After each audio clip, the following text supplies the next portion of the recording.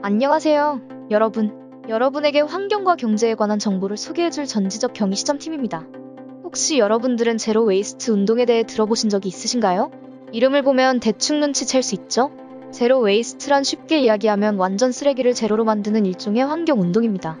하지만 특이한 점은 단순히 재활용과 재사용으로 쓰레기를 없애는 노력을 넘어 모든 상품을 다시 사용할 수 있도록 생산 및 유통 시스템을 재구축해 자원 순환 구조를 만드는 라이프 스타일을 의미합니다. 즉, 제품의 흐름을 크게 바꾸어 낭비가 없는 사회를 목표로 하는 거죠. 제로 웨이스트 기본은 비존슨의 5R 운동을 토대로 하는데, 이는 refuse, reduce, reuse, recycle, rot 등이 있습니다. 현재 감당할 수 없을 정도의 넘쳐나는 쓰레기들을 재사용 재활용하거나 소각 매립과 같은 방법으로 처리하고 있습니다. 쓰레기로 인해 발생되는 환경오염 문제를 해결하고 완화시키기 위해서는 재사용이나 재활용을 적극적으로 추진해야 하지만 현실은 땅에 묻거나 태우는 방식을 취해오고 있습니다. 하지만 매립과 소각은 극심한 악취를 풍길 뿐만 아니라 토양 수질 오염을 일으킵니다. 이는 쓰레기 문제를 해결하기는커녕 악순환의 반복으로 이어지는 대책입니다. 현재 여러 기관에서는 부메랑처럼 돌아올 피해는 생각하지 않는 단기적 대책을 내세우고 있습니다. 또한 친환경 제품은 값이 비싸다는 인식이 강하고 실제로 금액 차이가 나기에 제로 웨이스트를 실천할 여건이 힘든 중소기업이나 영세기업이 많습니다. 심지어는 대기업에서 친환경 제품을 사용한다고 계획했으나 비용 부담이 커져 안전성 검토를 거치지 않은 제품을 사용하여 문제가 발생하기도 합니다. 현 법률 정책상 산업부와 환경부의 노력으로 공사기업들과 영세업자들이 친환경적으로 바꿀 수 있도록 장려하는 중이고, 이를 확대 홍보하기 위한 법률도 제정되어 있습니다. 대표적으로는 친환경산업법과 탄소중립기본법이 있습니다. 이 법률들에 따르면 정부가 기업이나 자영업자들에게 친환경적인 방식으로 운영할 수 있도록 아이디어 제공이나 지원을 해준다고 합니다.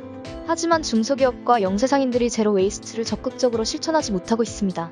그래서 저희가 곰곰이 생각해본 결과, 첫째, 국가에서 만든 법률이 기업과 영세업자들에게 잘 적용되지 않거나 만든 법에 따라 시행이 미진한 점이 있을지도 모른다는 점과, 둘째, 국가에서 100% 지원해주는 것이 아니기도 하고 맞춤식 해결 방안들이 나오지 않아 기업과 영세업자들이 여전히 경제적인 부담을 느껴 쉽게 접근하지 못하는 장벽이 있을지도 모른다고 느꼈습니다. 저희는 근본적인 원인을 찾고자 실제 자영업을 하시거나 하셨던 세 분과 인터뷰를 진행해보았었습니다.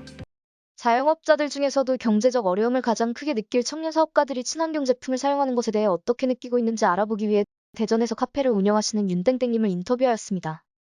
인터뷰를 해본 결과 매장에서 일회용품을 매일 사용하고 있으셨고, 경제적인 어려움뿐만 아니라 친환경 소재의 제품은 종류가 한정되어 있어 사용하기 어려운 점도 있다고 말씀하셨습니다.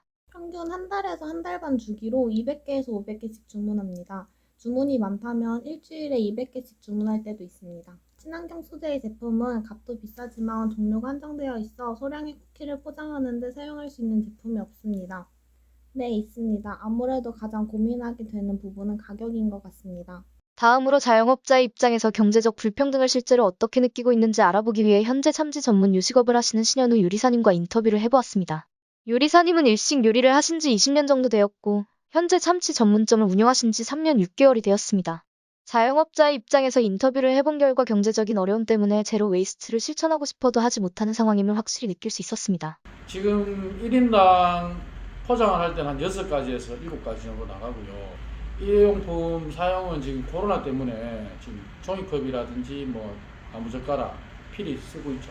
보통 종이컵 같은 경우는 한 달에 한 박스 정도, 나무젓가락도 한 그 정도, 비닐이라든지 안 그러면 초밥 용기, 안 그러면은 각종 소스 용기 이런 걸 다 이제 구매를 하고 있죠. 시도는 몇 번 해봤는데 금액적인 차이하고 배달을 하게 되면 그 내구성, 그러니까 이제 그 질적인 면하고 이제 음식에 이제 좀 변화라든지 그런 것 때문에 친환경 제로를 조금 등한시하고 있죠. 국민이 나라에서 해준다면 이제 뭐 금전적인 문제겠죠. 친환경 제품은 일회용품보다 한 20%에서 한 30% 정도 가격대가 더 비싸니까 네. 가격적인 면에서 이제 세율을 낮춰준다든지 안 그러면은 저희한테 뭐 인센티브를 준다든지 초창기 때 좀 나라에서 해준다는 그런 제도가 있으면 얼마든지 받아들여서 일회용품을 빼기 위해서는 쇼백 텀블러라든지 아니면 저희의 그 철제로 되는 뭐 용기라든지 용기 회수를 할 수 있는 그런 제도를 만들어 주시면 그리고 그런 제도를 만들기도 만드는데 시행착오가 있겠지만 거기에서 어느 정도 나라가 이제 금전적인 문제만 해결해 주신다면은 분명히 이건 성공할 수 있는 일회용 자제가 될 것 같습니다. 마지막으로 코로나 시국 동안 배달 전문 돈가스 음식점에서 일하시는 직원 제이님과 인터뷰를 진행했습니다. 인터뷰를 통해 일을 하시면서 겪은 실태와 직원으로서의 친환경에 대한 생각을 알 수 있었습니다. 특히 경제적 부담과는 직접적으로 상관이 없지만 그렇기에 오히려 필요성과 한계점에 대해 객관적으로 인식하고 계셨습니다. 배달 및 포장 용기로 일회용품을 쓰고 있습니다. 메인 음식을 담는 도시락형 플라스틱 그릇부터 국과 반찬을 담는 플라스틱 용기, 일회용 플라스틱 숟가락과 나무젓가락, 비닐봉지를 사용합니다.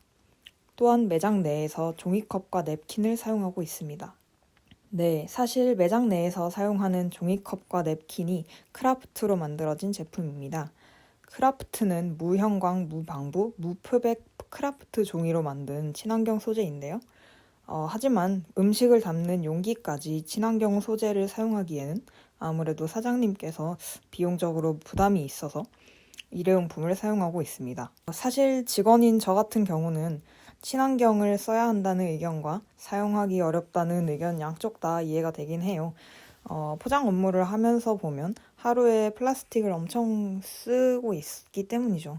한 시간에도 몇 개씩 일회용 용기가 사용이 되는데 그걸 지켜보고 제 손으로 실제로 사용을 하는 입장에서는 쓰레기 배출량이나 환경적인 것들이 우려가 되는 것은 사실이긴 합니다. 그런데 또 금액 차이를 무시할 수 없으니까 이게 용기 하나만 해도 꽤나 큰 차이인데 그게 하루, 한 달, 이렇게 1년 단위라고 계산을 해보면 경제적으로 사장님이 이해가 되기도 하죠. 그 후 저희는 제로 웨이스트에 대해 조금씩 더 알아가보고자 직접 제로 웨이스트 샵을 이용해보았는데요. 친환경 고체 치약과 샴푸, 비누 등을 쉽게 볼 수 있었고 어떤 곳에서는 용기를 가지고 가면 가지고 간 용기에 담아 판매를 하는 곳도 있었습니다. 그중 저희는 제로 웨이스트 샵을 운영하시는 매니저님 한 분과 시간을 내어 샵 속의 좋은 점, 어려운 점 등을 인터뷰하게 되었습니다. 네, 그게 약간 환경에 조금 안 좋은 영향을 끼치는 그런 화학적인 사업을 많이 하셨어요. 그런 죄책감 가지고 살아가시다가 코로나 시대를 살아오시면서 이제 배달 쓰레기 보시면서 이렇게 살면 안 되겠구나 라고 생각이 드셔서 이제 조금이라도 변화시키자 하는 마음에 이런 가게를 하게 되셨고요. 그리고 작년 12월까지만 해도 원래 없었거든요. 많이 없었는데 되게 1년 사이에 되게 많아졌어요. 그런 이제 환경을 생각하자라는 의미로 이렇게 시작을 하게 됐습니다. 작년 기준으로 했을 때 하루에 꾸준히 20분 정도는 오시는 것 같아요. 중고 고객님들부터 아니면은 제로웨이스트에 새롭게 이제 실천하시고 싶어 하시는 분들부터 아니면 아예 그냥 모르시는 분들도 오시고요. 아파트 거주하시는 분들도 오시고 그렇게 다양한 분들이 계십니다. 단골 손님들은 항상 세제류나 이제 수세미나 이제 생활에 꼭 필요한 매일매일 쓰는 것들 있잖아요. 뭐 대나무 칫솔이라든지 약간 그런 이제 소모품 같은 경우가 교환 주기가 빠르다 보니까 그렇게 구매하시러 많이 오시고요. 한 가지 말씀드리면은 이제 제로웨이스트에 대해서 아예 모르시고 오시는 분들 중에서 이제 물건이 가격이 비싸다라는 분들이 좀 많아요. 대량 생산이 안 되는 제품들이다 보니까 가격이 높을 수밖에 없거든요. 그런 것들로 이제 제로웨이스트 제품이라고 지금 너무 비싸다. 뭐 이렇게 하면은 장사하면 장사가 되냐. 약간 이런 식으로도 말씀하시는 분들도 계시고 하셔서 그런 부분이 가장 어려웠던 것 같아요.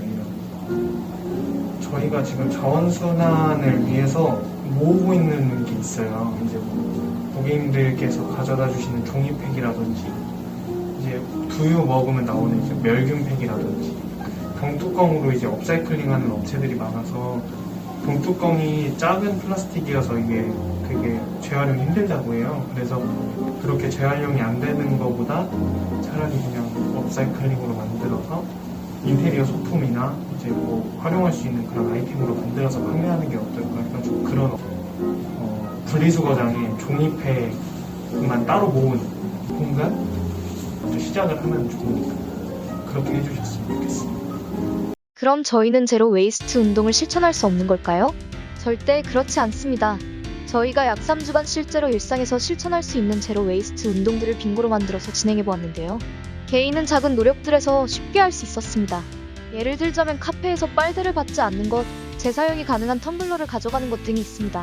개인뿐만이 아닙니다. 이미 타국에서는 제로 웨이스트를 실천하는 마을도 있다고 합니다. 가까운 국가들에서 이런 멋진 곳이 있다는 점 알고 있으셨나요? 먼저 일본의 도쿠시마현 가미가치조에는 제로 웨이스트 마을을 소개해드리겠습니다. 이곳에서는 모든 쓰레기들을 재이용, 재자원화를 하기 위해 노력을 하고 있습니다. 이 마을의 주민들은 직접 쓰레기를 수거장에 버리는데 마을 기관에서 이 쓰레기들을 친환경 비료로 만들어 주민들에게 퇴비로 공급한다고 합니다. 또한 제로 웨이스트 센터 Y를 만들어 외지인들이 제로 웨이스트 마을의 현장을 체험할 수 있는 기회도 제공해준다고 합니다. 중국의 홍시우 마을에서도 제로 웨이스트를 실천하고 있습니다. 이 마을에서는 마을을 떠나지 않는 쓰레기 사업을 하는데 그 과정에서 마을의 총 쓰레기 배출량이 90% 이상 줄었다고 합니다. 또한 홍시우 마을에서는 녹색 유기농 농산물과 농촌 관광을 주요 산업으로 삼아서 외지인들에게 알리려고 노력하고 있다고 합니다. 이 모든 자세한 내용들은 저희 인스타 계정의 카드뉴스에서 볼 수 있으니 많은 관심 부탁드립니다. 제로 웨이스트 운동, 어렵지 않은 것입니다. 모두가 노력한다면 모두가 실천할 수 있습니다. 그리고 경제적인 문제도 해결된다면 누구든지 참여할 수 있는 운동이 될 것입니다. 앞으로 개인, 정부, 국가, 전 세계의 시민 모두가 제로 웨이스트에 참여하는 그날까지 저희도 함께하겠습니다.